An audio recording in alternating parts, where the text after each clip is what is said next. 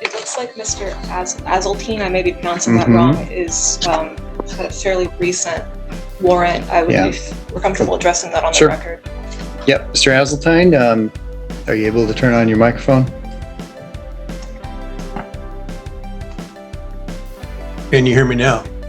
Yes, sir. Okay, it looks like you missed your hearing on July 16th, just a few days ago. I am, without recourse, sui juris, in propria persona, the living man, and not representing the incorporated Ty Warren Azultine entity. I am the affiant of the affidavit of truth filed in this case, April 26th, appearing specially and not generally under threat, duress, and coercion to correct the mistaken identity misnomer of the defendant, and notice this court to dismiss this case sui sponte for— Buckle up, guys. Today we are going to watch a courtroom train wreck. The host drops the hook. Two sovereign citizens claiming to be living men. The first defendant reads a dense affidavit demanding dismissal for lack of jurisdiction and sprinkles pseudo-legal Latin. It's chaotic but magnetic. Legal gibberish versus court procedure. And you can already feel the judge bracing to cut him off. Perfect bite-sized intro for a drama reel. Confusion, bold claims, and the promise of a meltdown. failure of joinder, failure to serve the complaint, failure to state a claim upon which relief can be granted, and lack of jurisdiction. And I have some questions before I feel comfortable with this court moving forward. Has someone entered a plea on behalf of the defendant?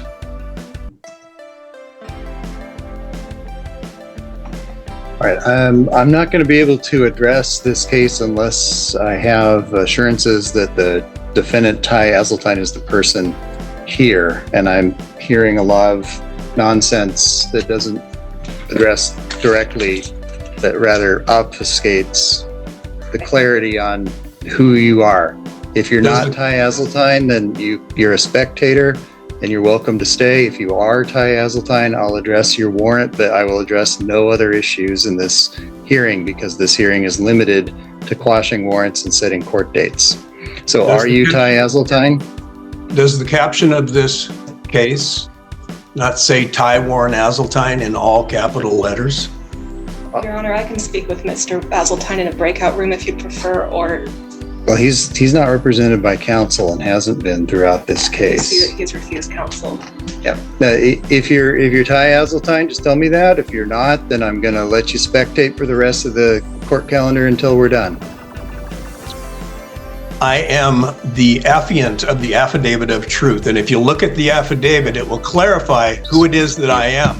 There are two. Okay. All right, I've muted your microphone. It appears to me that you don't claim to be Ty Azultine, so I'm going to strike Ty Azultine's hearing. The judge methodically dismantles the sovereign speak. Citing preponderance of evidence, he makes plain that being physically present on citation date gives court jurisdiction. He demands a clear plea and identity. The defendant's evasions and pseudo-legal jargon get him nowhere. When the man won't confirm he's the named person, the magistrate mutes, strikes the hearing, and leaves the warrant outstanding, instant authority regained. The judge wins the moment. And the matter will be, the warrant will be left outstanding. And Heidi, no one is eligible to appear on Zoom in this case. They have to apply in person for a warrant quash. All right, and sir, you're free to remain and watch the rest of the calendar. We're going to go on to other people who are here. Calling case number 24, RO04189. This is people of the City of Royal Oak versus Anthony Winston Mathis. Mr. Mathis, are you available? Yep. Good morning. Grand Rising. You are Anthony Winston Mathis? No, I'm Anthony Mathis, the living man, here in special appearance for Anthony Winston Mathis, also acting in my proper capacity of the trustee of the trust. Very well, Mr. Mathis. Today's the date and time for your informal hearing. The citation before the court, Mr. Mathis, indicates that on May the 24th of this year at approximately 9 p.m., you are operating a 2024 Ford Edge, black in color on 11 Mile Road, Air near Washington, in the city of Royal Oak. And at that place and time, you committed the civil infraction of impeding traffic, At this transition, the defendant is gone and the host offers sharp commentary, mocking the refusal to accept a name and noting how lenient local courts are. The video pivots to a new spectacle, Royal Oak versus Anthony Winston. The stage is reset, expectations reset for another classic Sovereign performance. This clip primes viewers for Act 2. The same fringe logic, different defendant, same brewing conflict. The host snark does the heavy lifting, perfect for cutaways. traffic, sir, is considered a lesser included offense within nearly any moving violation. And Officer Moran indicates in his detailed note that your vehicle was on East 11 Mile Road at Washington and disobeyed the traffic signal. The officer had a green arrow and therefore driver had a red light. Mr. Mathis, you have three options and three options only, sir, in the protection of your own rights. You may, sir, admit responsibility in this matter. The court will attach the scheduled fine and that will close the case. Or, Mr. Mathis, you may admit responsibility with an explanation that you believe mitigates these circumstances, or you have every right to deny responsibility and the court will swear the parties and will take testimony. What would you like the court to do for you today? Well, I have a few questions, if you don't mind. The court does mind. You need to make a plea. I am required by law. No, I don't plead to anybody. I only plead to the Most High. Who are you? I am Magistrate William Urick, P43273. I am a sworn judicial officer of this district. We are here for your informal hearing that you requested. This court is required by law, procedure, and court rule to take a plea. The motorist requesting this informal hearing, that being you, must make such a plea. You may admit responsibility in this matter. I don't plead to anybody but God. You may admit with an explanation, or you may deny responsibility and the court will swear the parties and will take proofs. What would you have the court do for you? Here the magistrate lays out the simple choices. Admit with explanation, or deny, and expects a plea. The defendant answers with theatrical defiance, I don't plead to anybody but God.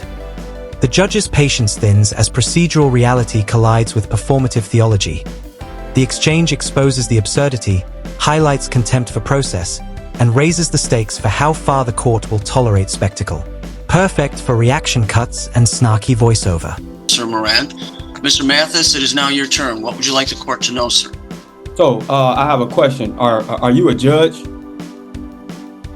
Mr. Mathis, the court has already indicated it is a sworn judicial officer. It is exercising its jurisdiction lawfully over you. So questioning the court's authority. You don't have any jurisdiction over me. I would argue you don't have any jurisdiction, okay? Mr. Mathis, the officer has already testified as to the facts of the case. It is now your turn to testify. You can tell the court anything you wish the court to know, focusing solely on the events of the date in question. This segment contains the prosecution's meat. Officer Moran lays out date, time, location, vehicle, and that the driver ran a red while officer had a green arrow. Those concrete facts contrast sharply with the defendant's evasions. When asked to testify, the defendant pivots to questioning the court's authority, turning facts into philosophical debate. Tension rises as evidence meets ideology. It's prime material for captioned cuts where facts puncture fantasy. What would you like to tell the court? The plaintiff is the city of Royal Oak. Please bring the city of Royal Oak. Where's the city of Royal Oak? The officer is representing the city of Royal Oak, sir. Where's the city of Royal Oak? Are you asking where it is geographically, or are you asking where it is in right terms now, of who's present on behalf of the city of Royal Oak? Where is the city of Royal Oak? Please bring the Court doesn't understand your question. Are you asking where it is on a map, or where is the officer? No, I know exactly where it is on the geographic location, but where are they right now? The officer is representing the city of Royal Oak as a sworn and certified Michigan peace officer. So, what else would you like to tell the court, Mr. Mathis? And please, again, the court suggests that you focus on the events of the date in question. Okay. Well, could you please bring forth the injured party? Was anybody injured? This is not a tort case, Mr. Mathis. It is a case written Well, the under officer, code as I of the was City of traveling, Royal Oak as it is adopted. as I was traveling, the officer turned on the lights. No one was injured. So please bring forth the injured party. Based on the Constitution, the Sixth Amendment right, I have a right to face my accuser. If the plaintiff cannot come to court, then this shall be dismissed. That's failure. Mr. Mathis, is there anything else you wish the court to know? This stretch is the intellectual clash. The defendant insists on an injured party and invokes the Sixth Amendment, misapplying rights tied to criminal prosecution. The magistrate calmly corrects him. This is a civil motor vehicle matter. Burden is a preponderance, and the officer's testimony suffices. The exchange exposes how rights language can be weaponized, and the court methodically disarms it. It's a clear demonstration of law over theater. In this operation, as of today, that requires a quote-unquote injured party to be present. The officer has stated very clearly and fairly and plainly what he observed that day. So as to your testimony related to the date in question, is there anything else you would like the court to know?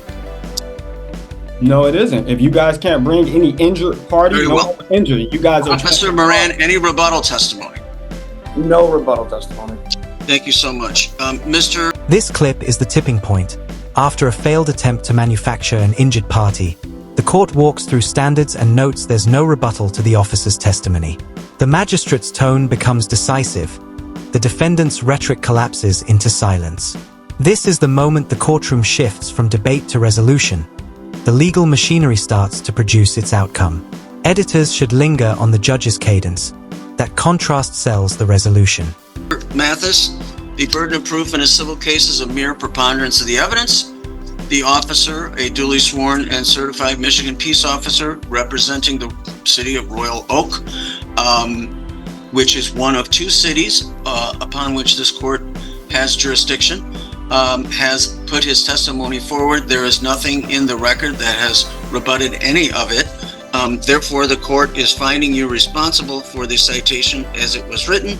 The fine for that serves $175. That is payable through the pay portal on the 44th District Court website, or you may walk a cash check or charge into the 44th District Court. Please don't interrupt the court, sir. You may walk a cash check or charge into the 44th District Court at 400 East 11 Mile Road, Monday through Friday, between 8:30 and 4:30. That's due within 7 days, Mr. Mathis.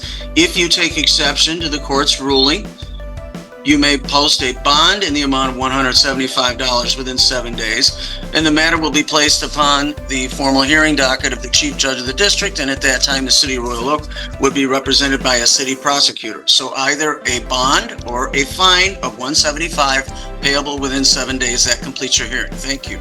All right. The magistrate issues the ruling, finding the defendant responsible, imposing a $175 fine or bond option, and explaining payment appeal procedure. The legal process snaps into place. Consequence replaces spectacle. The host closes with savage commentary about choices and costs, wrapping the narrative with a punchy verdict and a reminder to tune in. Don't forget to like the video, subscribe to the channel, and we'll see you in the next video. Stay tuned for more courtroom chaos.